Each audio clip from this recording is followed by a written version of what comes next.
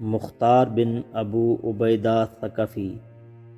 جس نے واقعہ کربلا کے بعد قاتلان امام حسین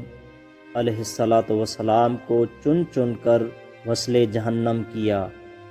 جس کے بارے میں امام جعفر صادق علیہ السلام ارشاد فرماتے ہیں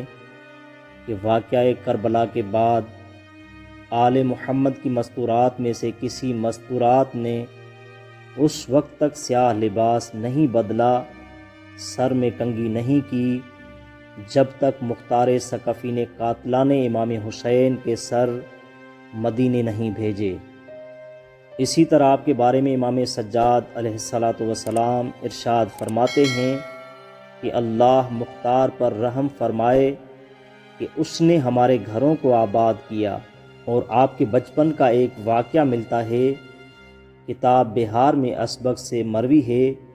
کہ میں نے ایک دن مختار کو دیکھا، اس وقت مختار کا بچپن تھا، اور مختار آ کر حضرت امام علی علیہ السلام کے زانوں پر بیٹھ گئے،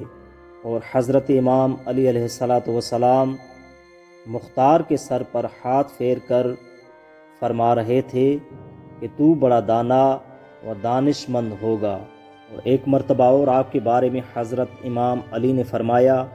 کہ میرے حسین بیٹے کا انتقام بنی ثقیف کا ایک شخص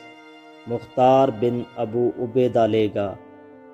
جس طرح امام علی نے فرمایا، اسی طرح واقعہ کربلا کے بعد مختار ثقفی کے ہاتھوں بڑے بڑے قاتلان امام حسین علیہ السلام وصل جہنم ہوئے۔